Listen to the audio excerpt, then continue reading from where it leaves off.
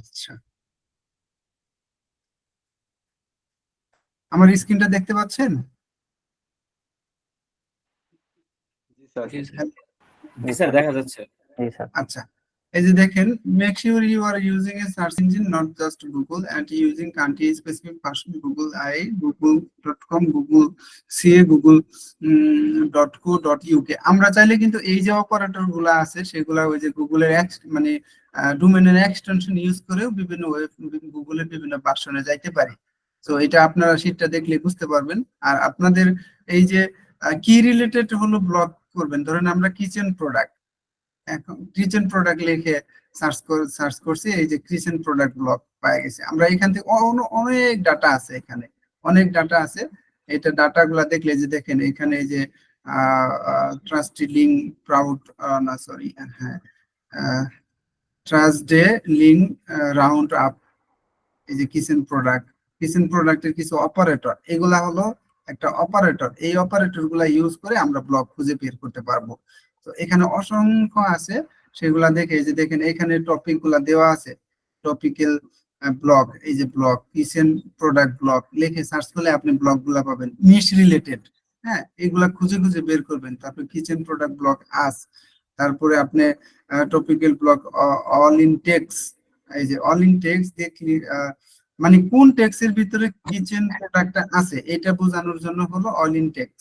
ঠিক আছে, তারপরে হলো এক্সপার্ট রাইটার, আপনি একজন রাইটার খুঁজতেছেন, তাহলে আপনাকে সার্চ দিতে হবে রাইটার, তারপরে যে দুইটা ক্লোন দিয়ে, এটাকে কি বলে, এটাকে তো আপনাকে অ্যাপোস্ট্রোফিস নাকি জানি একটা বলে অপারেটরের নাম, এইটা লিখে দুই পাশে দিয়ে তারপরে মাঝখানে যেটা দিবেন, তারপরে হলো ওই টাইটেলটা দিবেন। যেমন এই যে রাইটার, আপনি একজন রাইটার খুঁজতেছেন, এখন এই কিচেন প্রোডাক্ট রিলেটেড রাইটার কে আছে তাকে খুঁজতে হলে আপনাকে রাইটার দিয়ে তারপর কিচেন প্রোডাক্ট দিয়ে যখন সার্চ করবেন গুগলে, ধরুন আমরা এটা লিখে সার্চ করি, সার্চ করলে আমরা ওই রিলেটেড বিষয়গুলো পাবো।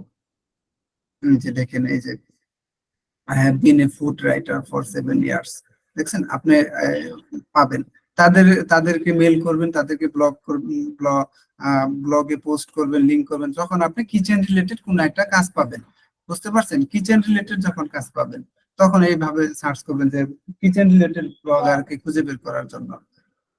আচ্ছা, তারপরে হলো আপনার এই যে আরেকটা আসছে হলো এক্সপার্ট রাইটার ব্লগার। আপনি শুধু একজনকে ব্লগারকে খুঁজতেছেন, তাহলে এই ব্লগার দিয়ে তারপর কিচেন প্রোডাক্ট লিখে দিলেন, তাহলে আপনি পাবেন। এভাবে আপনি দরকার আপনার হলো কিচেন প্রোডাক্ট না দিয়ে হোমমেড প্রোডাক্ট দিয়ে দিলেন, তাহলে আপনি হোমমেড প্রোডাক্ট রিলেটেড পাবেন। আপনার যখন যে ক্লায়েন্টের যে সার্ভিস রিলেটেড হবে ওই সার্ভিসটা লিখে দেন সামনে ব্লগার দিলেন, আপনি ব্লগারদের খুঁজবেন। ব্লগাররা কেন খুঁজবেন, কারণ ব্লগাররা বিভিন্ন ব্লগ পাবলিশ করছে, ওই ব্লগের নিচে ওই রিলেটেড ব্লগের নিচে আপনি হলো কমেন্ট করবেন।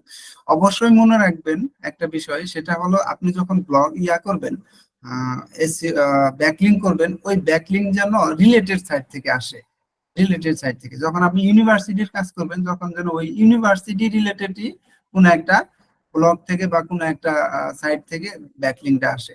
আপনি যখন হলো ধরেন একটা মেডিকেল প্রোডাক্টের সার্ভিস নিয়ে কাজ করবেন, তখন চেষ্টা করবেন হেলথ রিলেটেড কোনো একটা সাইট থেকে যেন আপনার ব্যাকলিঙ্কটা আসে। সবসময় এই বিষয়টা খেয়াল রাখবেন। আপনি যদি ধরেন হলো আমার সাইট হলো বিউটি প্রোডাক্ট, আপনি এটা নিয়ে আসলেন হলো কিচেন প্রোডাক্ট থেকে একটা ব্যাকলিঙ্ক, কিচেন প্রোডাক্ট আর বিউটি প্রোডাক্টের ভিতরে আকাশ পাতাল ব্যবধান, তো তখন এটাকে গুগল স্পামিং হিসেবে নিবে, তখন একটা স্পাম স্কোর বেড়ে যাবে। এখন আমরা ওই যে গুগলের ডিএপিএ ওয়েবসাইটে ডিএপিএ বের করার জন্য যখন দেখছিলাম, তখন স্পাম স্কোর কি, স্পাম স্কোর কেন বাড়ে সেটার বিষয় নিয়ে আলোচনা করছিলাম। ক্লাসগুলা যারা ভালোভাবে দেখছেন তারা এটা জানেন। আচ্ছা, এখন আপনি হলো কিচেন রিলেটেড প্রোডাক্টের জার্নালিস্ট কে খুঁজছেন, জার্নালিস্ট যারা আছে তাদেরকে খুঁজতে চাচ্ছেন, তখন এই যে জার্নালিস্ট লিখে কিচেন প্রোডাক্ট দিবেন। এইভাবে আপনি হলো এই ইয়াগুলা পড়ে পড়ে দেখবেন। সবগুলা বলা তো দরকার নাই, আপনারা এটা এই যে পেয়ে যাবেন। যেমন এই যে রিলেটেড ইউআরএল খোঁজার জন্য কিচেন প্রোডাক্ট রিলেটেড ইউআরএল লিখে সার্চ করলে আপনি ওই রিলেটেড ইউআরএল পাবেন, যে ইউআরএল এর ভিতরে কিচেন প্রোডাক্টটা আছে।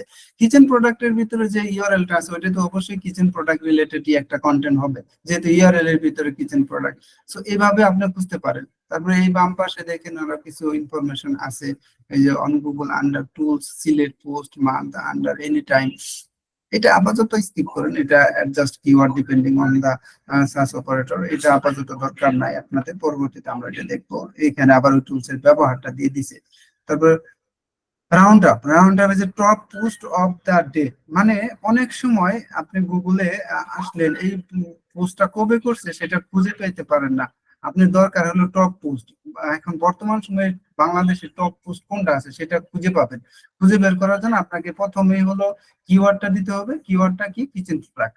আপনি অন্য কিছু দিতে পারেন, এখানে মেডিকেল অক্সিজেন দিতে পারেন, অথবা বিউটি প্রোডাক্ট দিতে পারেন, অথবা হোমমেড প্রোডাক্ট দিতে পারেন, অথবা ফটোগ্রাফি আইডিয়া দিতে পারেন। আপনার যেটা ইচ্ছা ওইটা কিওয়ার্ডটা এখানে সুন্দর করে লিখে দেন হলো top post of the day, মানে ওই আজকের দিনের ভিতরে আপনার সবচেয়ে ভালো পোস্ট কোনটা, যেটা সবচেয়ে গুগল বেশি মানুষ দেখছে বা বেশি মানুষ ইমপ্রেশন হয়েছে, ক্লিক করছে এবং পড়ছে বেশি, ওইটাই তো টপ হিসেবে টপ হিসেবে গণ্য হয়।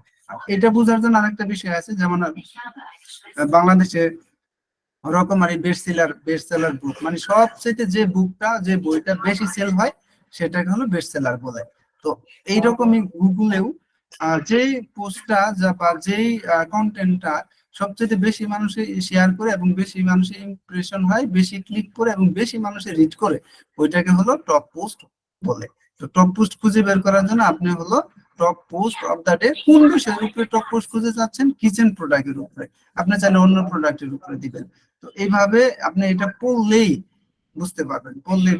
এই যে মান্থলি লিঙ্ক রাউন্ড আপ, হ্যাঁ monthly link round up, monthly কোনগুলা লিঙ্ক গুলা রাউন্ড হচ্ছে সেগুলা বোঝার জন্য আপনি এটা লিখবেন লিঙ্ক রাউন্ড আপ। এটা লিখে সার্চ করলে আপনি ওই রেজাল্টটা পাবেন। এইটা খোঁজার অর্থ হলো কি, কারণ ওই ওয়েবসাইট গুলা দেখে আপনি হলো আপনার কম্পিটিটর এর বিষয়গুলা বুঝতে পারবেন এবং কিভাবে তারা কাজগুলা করতেছে সেইগুলা করতে পারবেন, এবং ওইখানে যদি কোনো ব্লগ লেখা থাকে সেখানে কোনো ব্যাকলিং করা যায় সেগুলা করবেন। এসইও এর কাজটা হলো ধৈর্য সহকারে করা। সবচাইতে সহজ কাজ হলো একটা সাইডের অন পেজ এসইও করা, সবচেয়ে কঠিন কাজ হলো একটা সাইডের অফ পেজ এসইও করা। তো আমরা অন পেজ এসইওটা একটা টাইম করে ফেলতে পারি বিভিন্ন টুলস এর মাধ্যমে, হ্যাঁ ওইটা আমাদের হাতের উপরেই থাকে। কিন্তু এই অফ পেজটা বিভিন্ন ওয়েবসাইটের মানুষের সাথে কথা বলতে হয়, ওনারের সাথে কথা বলতে হয়, গেস্ট পোস্ট করতে হয়, ইন্ডিভিডুয়াল ব্যাকলিং করতে হয়, অনেক টাইপের ব্যাকলিং আছে, করতে হয়। আপনাদের সব বিষয়ের উপরে অ্যানালাইসিস করে স্পেশালিস্ট হইতে হবে তা কিন্তু না, একটু নর্মালি ধারণা নিয়ে রাখবেন। আপনি যে বিষয়ে এক্সপার্ট সেই বিষয়গুলো নিয়ে আপনি কাজ করবেন, ওইখানেও কাজ পাবেন। শুধু প্রোফাইল ব্যাকলিং লিখেও অনেকেই অনেক মানুষ ফ্রিল্যান্সিং করে হাজার হাজার ডলার ইনকাম করতেছে মান্থলি, শুধু প্রোফাইল ব্যাকলিং করে। তো ওই পর্যায়ে আপনাকে যাইতে হবে, ওই পর্যায়ে আপনাকে যাইতে হলে আপনাকে ক্লায়েন্ট খুঁজে বের করতে হবে। ক্লায়েন্ট খোঁজার জন্য আপনাকে একটা বেস তৈরি করতে হবে, আপনার ফাইবার অ্যাকাউন্ট অথবা আপনার মেল মার্কেটিং অথবা হোয়াটসঅ্যাপ মার্কেটিং, ফেসবুকে কাউকে নক করা, কম্পিউটার অ্যানালিসিস করে ওই ওয়েবসাইটের একটা রিপোর্ট তৈরি করে তাকে পাঠানো, তাকে ইমপ্রেস করা, এবং সে যে কাজটা করতে পারবে, আপনি একজন ভালো মানুষ, ট্রাস্টেড পারসন, সেটা বোঝানোর জন্য আপনাকে কিছু মেল করা ওই ক্লায়েন্টকে।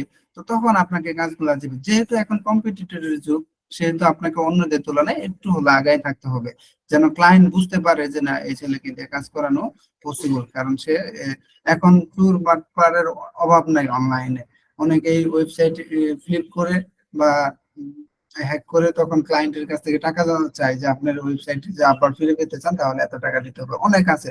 তো ক্লায়েন্টরা এই জন্য বেশিরভাগ সময় হলো এর ভিতরে থাকে, হেজিটেশনের ভিতরে থাকে। এই জন্য তাকে ট্রাস্ট ফিল করানোর জন্য আপনাকে বিভিন্ন উপায় অবলম্বন করতে হবে। আগে এরকম করতে হতো না, কারণ আগে ফ্রিল্যান্সাররা কম ছিল।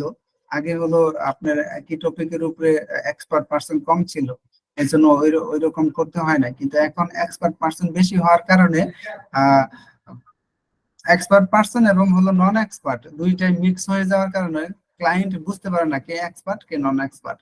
এবং আপনার এক্সপার্টনেস কে বোঝানোর জন্য বিভিন্ন উপায় অবলম্বন করাটাই হলো মার্কেটিং এর প্রথম ধাপ। এই মার্কেটিং সবাই জানে, কিন্তু আসলে কিভাবে কাকে পুশ করতে হবে, কিভাবে নক করতে হবে সেটা তো জানে না। সেটা জানানোর জন্য আমরা চেষ্টা করবো ইনশাল্লাহ। আচ্ছা, তো এইটা আপনারা পড়ে দেখবেন, আমি আপনাদের এটা শেয়ার করে দিচ্ছি।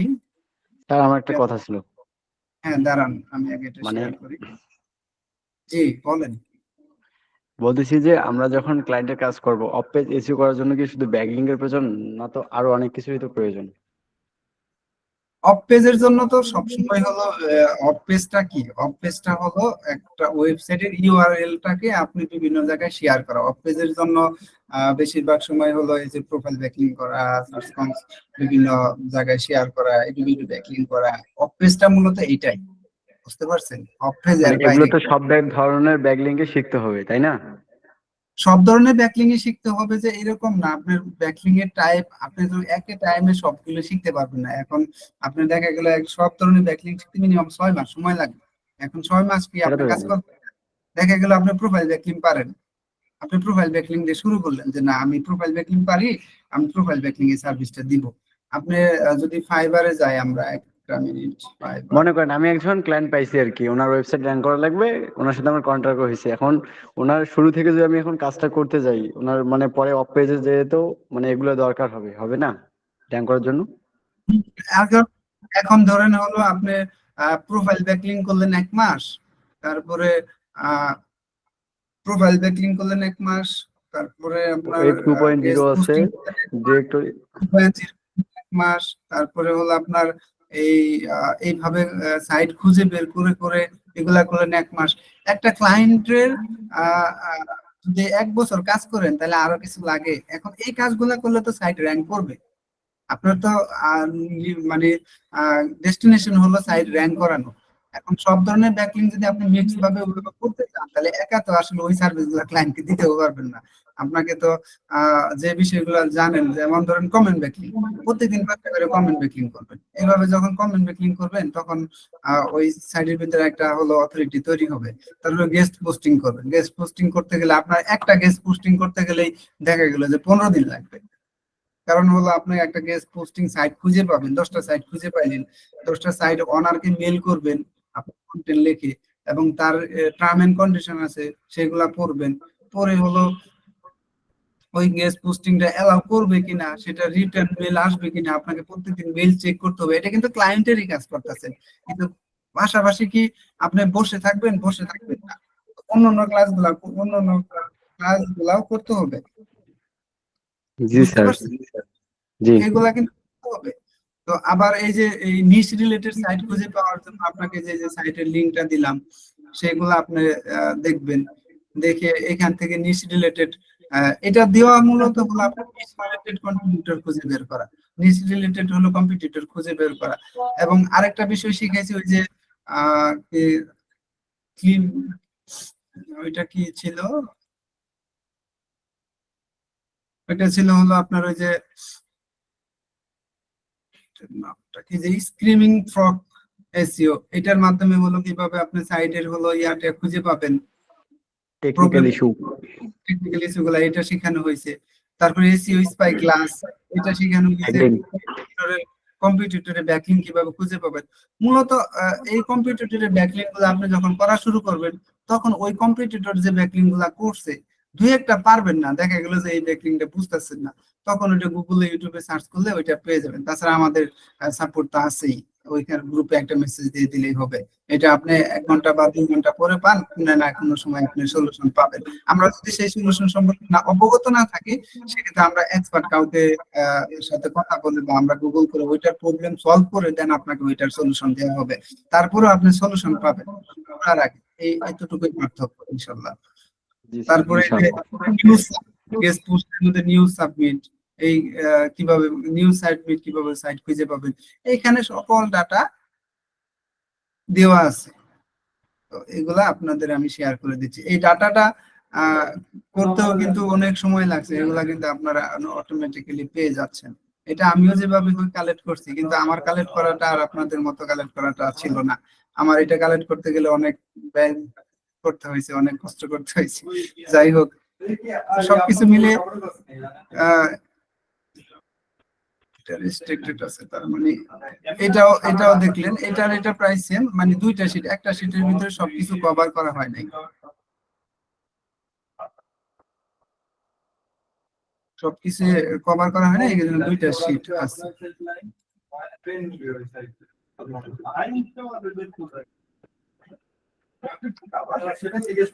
এটা সবাই ওপেন করার ট্রাই করুন, দেখুন ওপেন করতে পারেন কিনা। আলাদা লাইন এটা আমি যদি আমাদের ফোন দিই এরা দিতে পারবে না, দিবে আবার ঢাকার শহরে একটা পিসিটা একটু হ্যাং করছে। 0966111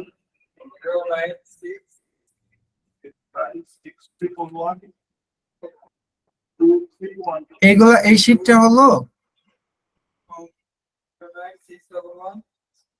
আমি কোনটা দিলাম।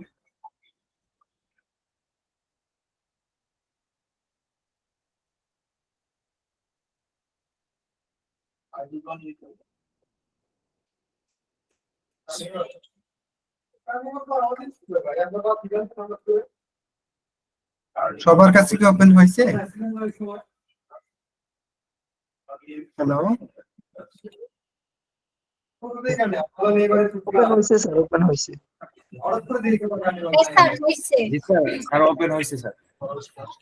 আচ্ছা, এটা আরেকটা দিছি। এই দুইটা শীট আপনারা যত্ন সহকারে রেখে দেন। এগুলা যখন আপনি ক্লায়েন্টের কাজ করবেন তখন এগুলা লাগবে। এগুলা আর এগুলা যখন একবার অভ্যস্ত হয়ে যাবেন তখন আপনার ওই যে বললাম ফেসবুক অ্যাকাউন্ট খোলা বা ফেসবুক অ্যাকাউন্ট থেকে বিভিন্ন পোস্ট করা যেমন ইজি হয়ে যাবে, তখন আপনার বিভিন্ন ব্যাকলিংক যখন একবার দুইবার করে ফেলবেন তখন আপনাদের কাছে সবকিছু ইজি হয়ে যাবে। আচ্ছা,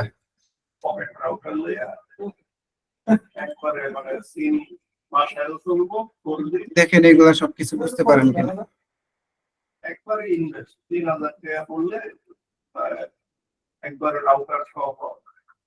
আচ্ছা, আমি আবার একটু সরি বলে নিচ্ছি, কারণ আমার একটা ক্লায়েন্ট মিটিং আছে 11টা 10-এ। আমি আর ক্লাসটা কন্টিনিউ করতে পারতেছি না ইনশাল্লাহ। এই জন্যই বললাম রমজান মাসটা একটু ঝামেলার ভিতরে পড়ে গেছে। সারাদিন তারা তো রোজা রাখে এবং অন্যান্য কাজে ব্যস্ত থাকে। ওই সবাই হলো 11টার পরেই হলো কন্ট্যাক্ট করে যে কথা বলার জন্য। হ্যাঁ, আমার যে অস্ট্রেলিয়ার যে ক্লায়েন্টটা উনি হলো মুসলমান। উনি নামাজের পরে আমাকে নক করে, বুঝতে পারছেন। তারপরে মালয়েশিয়ার ক্লায়েন্ট, উনিও বাংলাদেশেরই। তো সবকিছু মিললে আমার জয়েন করা লাগতেছে। আপনাদের 10 মিনিট কারো কোনো কোশ্চেন থাকলে একটু করেন।